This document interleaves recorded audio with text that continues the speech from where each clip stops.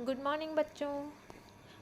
आज हम पढ़ेंगे नई एनसीईआरटी की नई पाठ्य पुस्तक वीणा का पाठ 2, जिसका नाम है चींटी। चींटी प्रकृति का हिस्सा है। चींटी एक छोटा सा जीव है जिससे हमें मेहनत करने की सीख मिलती है। हमने पाठ 1 में पढ़ा था सीखो, जिसमें हमने पाठ से ये शिक्षा ली थी कि प्रकृति की इतनी सारी चीज़ों में से चीज़ें हमें कुछ न कुछ सीख देती हैं। प्रकृति की चीज़ों से भी हमें सीखने को मिलता है। तो इस पाठ में हम प्रकृति की एक छोटे से जीव से, चींटी से कुछ सीखेंगे। यह कविता के कवि हैं श्री प्रकाश मनु। प्रकाश मनु जी इस कविता के माध्यम से हमें मेहनत करना सिखाते हैं, परिश्रम करना सिखाते हैं। तो चींटी हमें परिश्रम करना कैसे सिखाती है वो हम इस कविता को पढ़कर समझेंगे। चलिए पढ़ते हैं ये कविता चींटी।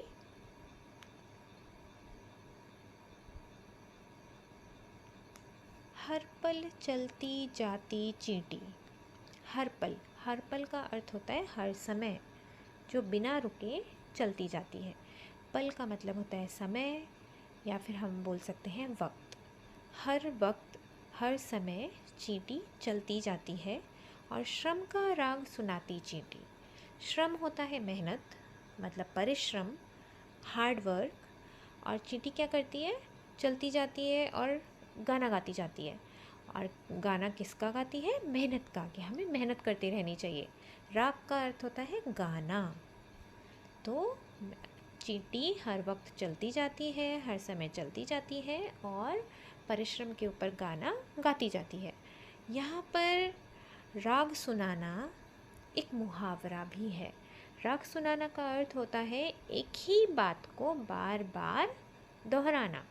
चींटी हमें मेहनत करने का गाना बार बार सुनाती है। चींटी जिस तरीके से काम करती है वो हमें ये बताना चाहती है कि हमें हमेशा मेहनत करती रहनी चाहिए। अब देखो चींटी किस प्रकार मेहनत करती है। कड़ी धूप हो या हो वर्षा। कड़ी धूप का मतलब होता है तेज़ धूप, चिलचिलाती धूप, तेज़ गर्मी हो या बारिश का मौसम हो, कैसा भी मौसम हो, चींटी हमेशा अपने खाने के लिए दाना चुनकर लाती है। कड़ी धूप हो या हो वर्षा, दाना चुनकर लाती चींटी। सचमुच कैसी कलाकार है, घर को खूब सजाती चींटी। यहाँ पर चींटी को हमने क्या कहा है? कलाकार। कलाकार कौन होता है? कला होता है आर्ट फॉर्म, चाहे वो ड्राइंग हो, पेंटिंग हो, जो हम हाथ से किसी चीज़ को सजाने के लिए काम करते हैं उसको बोलते हैं कला। हैंड राइटिंग सुंदर है तो आप कलाकार हो। अगर आप ड्राइंग बहुत अच्छी करते हो तो भी आप एक कलाकार हो। अगर आप मिट्टी के बर्तन बहुत अच्छे अच्छे बनाते हो, क्ले से कुछ अच्छा बनाते हो, या घर में पड़ी पुरानी वस्तुओं से कुछ अच्छा डिज़ाइन कर लेते हो, या बोतलों को सजाते हो, अपने घर को सजाते हो, सजाने के जो काम करते हैं उनको कलाकार बोलते हैं। तो यहाँ पर हमने चींटी को कलाकार क्यों कहा है? क्योंकि वह अपने घर को बहुत अच्छे से सजाती है। तो सचमुच कैसी कलाकार है, घर को खूब सजाती चींटी। यहाँ पर हमने सबसे पहले चींटी को परिश्रमी कहा है क्योंकि वो मेहनत करती है। फिर हमने ये बोला है कि वो कलाकार है क्योंकि वो अपने घर को खूब सजाती है, सुंदर बनाती है। आगे पढ़ते हैं। छोटा तन पर बड़े इरादे, नहीं कभी घबराती चींटी। चींटी का तन, तन का मतलब होता है शरीर। चींटी का शरीर जो है बहुत छोटा सा है, लेकिन उसके जो इरादे हैं, उसके जो लक्ष्य है, उसका जो एम है, जो उसकी इच्छाएं हैं, इरादे मतलब इच्छाएं, जो उसकी इच्छाएं हैं वो बहुत बड़ी बड़ी हैं। तो इतना छोटा शरीर होने के बाद इतने बड़े इरादों को अचीव करना, इतने बड़े इरादों को पाना, इतने बड़े इरादों को पूरा करना बहुत बड़ी बात है।